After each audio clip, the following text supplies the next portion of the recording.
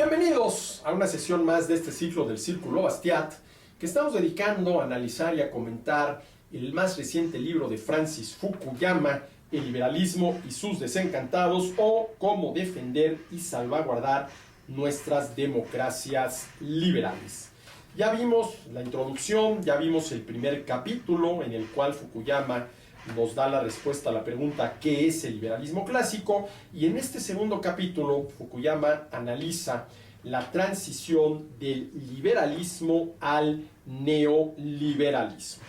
Dice Fukuyama, uno de los ámbitos determinantes en los que las ideas liberales fueron llevadas al extremo fue el del pensamiento económico, donde el liberalismo evolucionó hasta convertirse en lo que se ha denominado neoliberalismo.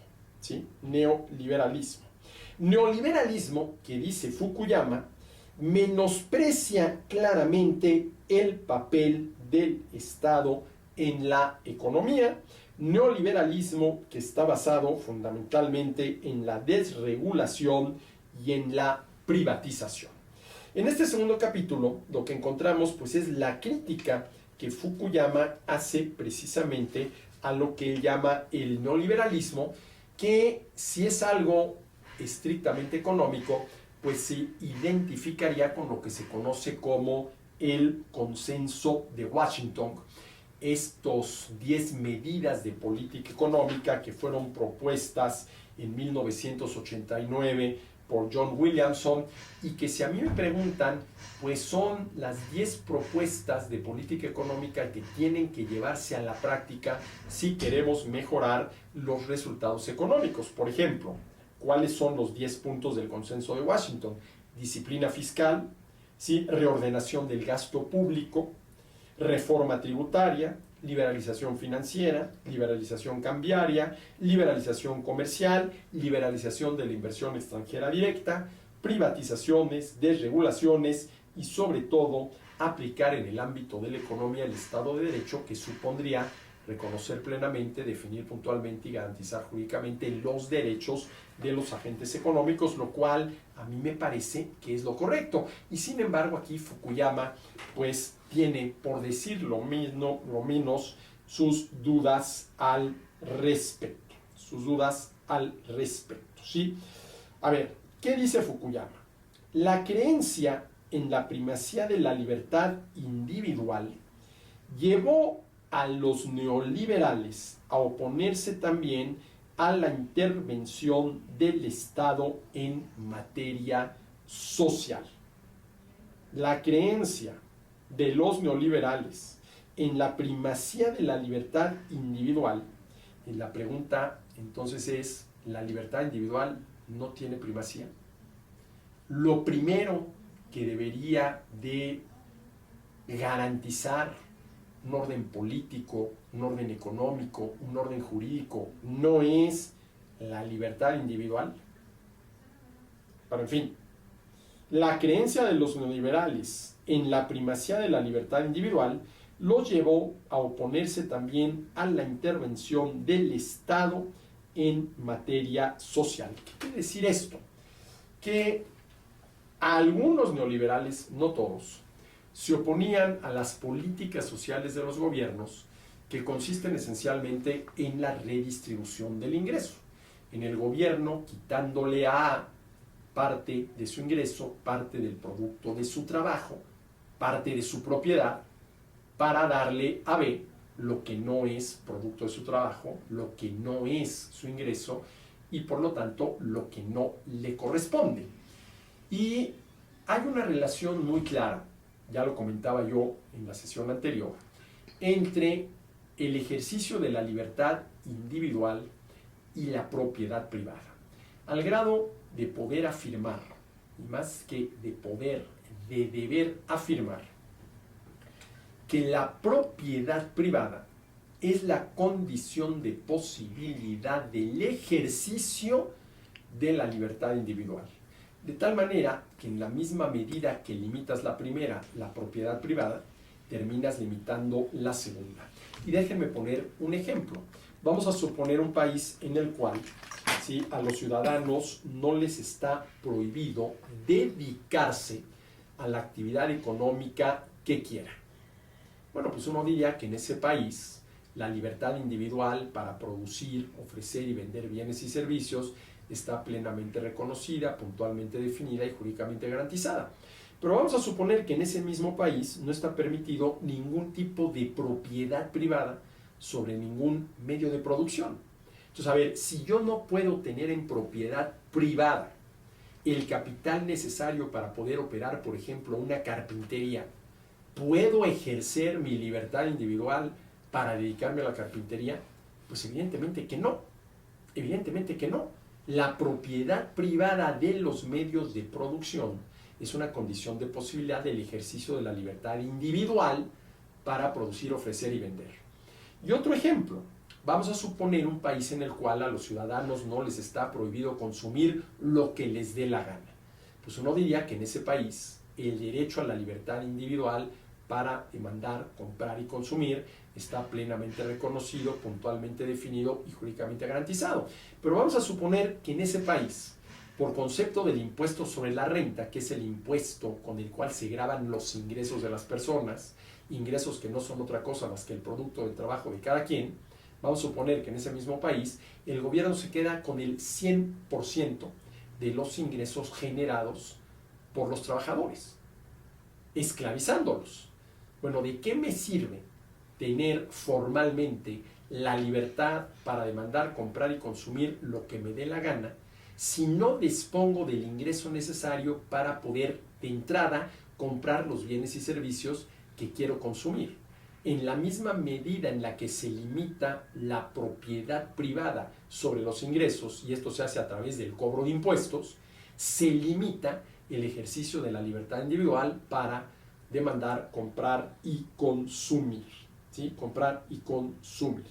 Entonces, desde mi punto de vista, si realmente uno es liberal, liberal en el sentido clásico del término, uno tiene que estar en contra de la redistribución gubernamental del ingreso y por lo tanto del cobro de impuestos con fines redistributivos. Algo con lo cual muchos liberales no están de acuerdo. Yo conozco muchos liberales a los cuales tal vez habría que entrecomillar, que dicen estar a favor, como buenos liberales que son, de la libertad individual, pero que están al mismo tiempo a favor de la redistribución del ingreso y por lo tanto en contra de la propiedad privada. Y esto a mí me ha llevado a decir que hoy en día en el cual gobernar se ha vuelto sinónimo de redistribuir el ingreso, el liberalismo tiene que ser, ante todo, llamémoslo así, propietarismo, ¿sí? Ahora, dice Fukuyama, el programa neoliberal se llevó a un extremo contraproducente. Ahora, a ver, yo me pregunto si realmente en materia económica, aún en los países considerados neoliberales, capitalistas, de economía de mercado, realmente se ha aplicado el liberalismo. ¿Sí? No confundamos el liberalismo con un pragmatismo liberalizante. Y más que un verdadero capitalismo, entendido como economía de mercado en el sentido institucional del término, lo que hemos tenido en prácticamente todos los países, en mayor o menor medida, pero prácticamente en todos, es esto que se conoce como capitalismo de compadres, que dista mucho de ser, ¿sí?, un verdadero liberalismo, ¿sí? Y me parece a mí que aquí lo que Fukuyama está criticando, más que un verdadero neoliberalismo, más que un verdadero liberalismo económico, más que una verdadera economía de mercado en el sentido institucional del término, es el capitalismo de compadres. Es el capitalismo de compadres, ¿sí? Dice Fukuyama, el programa neoliberal se llevó a un extremo contraproducente.